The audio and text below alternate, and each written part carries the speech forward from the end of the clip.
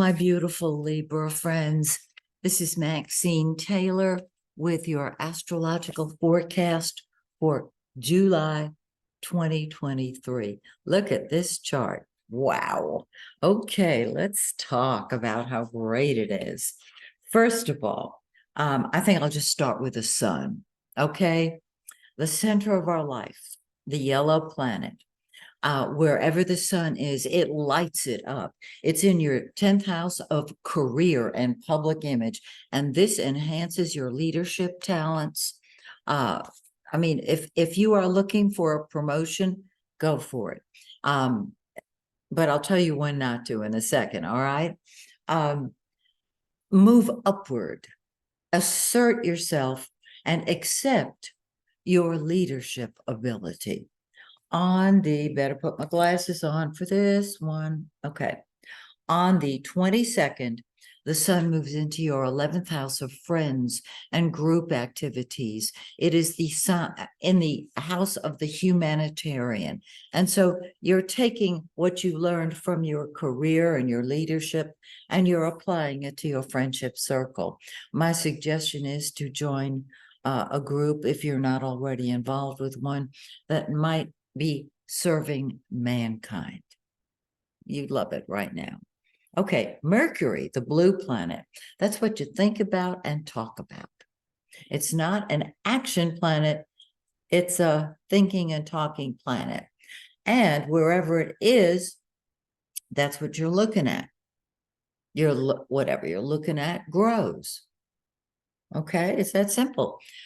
It's in your 10th house of the career, the 10th house of career. And so you're speaking from a position of sun in the 10th, authority.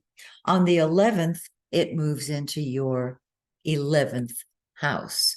And this is you speaking with friends, speaking as a friend, thinking in terms of what's best for the whole, no matter what group you're with. This is really gorgeous. Okay, now, Venus, the pink planet, is love and money and beauty. It is the lesser benefic. Jupiter, I'll get to Jupiter in a second. Jupiter is the greater benefic, which is so funny. One is the greater and one is the lesser, less good. They're both the good guys of the zodiac. They deliver. And so here you are loving your friends and them loving you. Now, Venus is going to go retrograde on the 22nd, okay? And that's the day that the sun moves into your 11th house. When there's a change like that, you feel it. With Venus retrograde, it feels just like a Mercury retrograde. Things are confused. Venus is in the shadow of the retrograde right now till it goes actually retrograde, and it will go direct. It will not go direct this month. Okay, it will not. And so there is something about a loving friend or friends that you're thinking about. Maybe you're rejoining a group that you used to belong to before.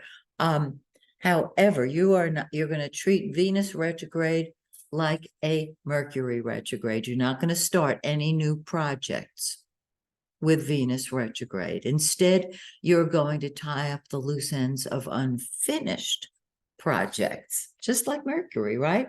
Okay, cool. Now, Mars, the red planet.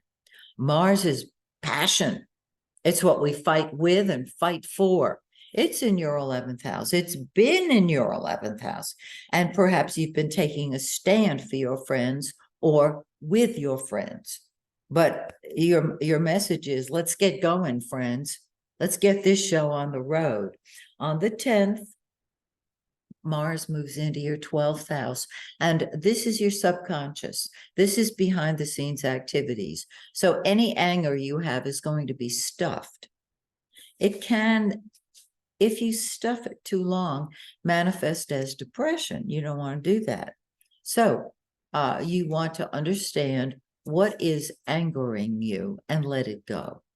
With Mercury in your 11th house, on the 28th, it moves into your 12th house. And that's the conscious mind in the subconscious house. So it's going to be a little hard to figure out what all you're thinking.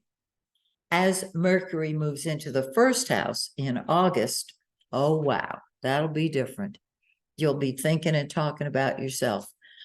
However, Mercury does go retrograde in August, and it does join Venus, and they form a tag team. We've been through that before. It's a joy and a delight. I'm being facetious. Okay. But here's Jupiter in the 8th house. Jupiter is the greater benefic. It expands. It is God's law. It is jovial. It brings truth and your principles. And so the 8th house is transformation. So you're transforming your beliefs. The 8th house also deals with other people's money. And so if you are involved in a financial venture of more than one person, meaning more than yourself, this is a wonderful time for you. The problem will be that Venus is retrograde and then Mercury retrograde. And so there's a hurry up and wait tone to everything. And you're going to tie up the loose ends of unfinished business while Venus is retrograde. And then next month when Mars is retrograde. But you're going to have so many insights with Jupiter in your 8th house. Okay. We have a full moon on the 3rd. And this is when things come to a head, and it's in your 4th house of home and family and real estate. And this means that you will want to spend time with family, or maybe just spend time at home. Nothing wrong with that at all. Are you buying a house? Are you selling a house? Are you renovating a house? This can tie in. Remember, you're not going to sign any contracts while Venus is retrograde, okay? Because they'll either fizzle out completely or have to be redone within the year, the contracts, okay? But if you're tying up loose ends, you can do it. If you began the project before Venus went retrograde, and I'm not talking about the day before, I mean like the month before, you can tie up those loose ends. Then 2 weeks after the full moon, we have a new moon, and it's in 25 Cancer. It's on the 17th of July. The full moon is 11 Capricorn, and the full moon is 11 Capricorn. The new moon is 25 Cancer. And once again, your leadership ability is activated. You are recognized as a leader, and you're willing and able to step up to the plate. It's great. So I hope that you have a marvelous July. Happy July 4th to you. And I hope to see you next month when once again I take a look at your forecast. Until then, may the stars shine brightly on you and yours. Bye for now.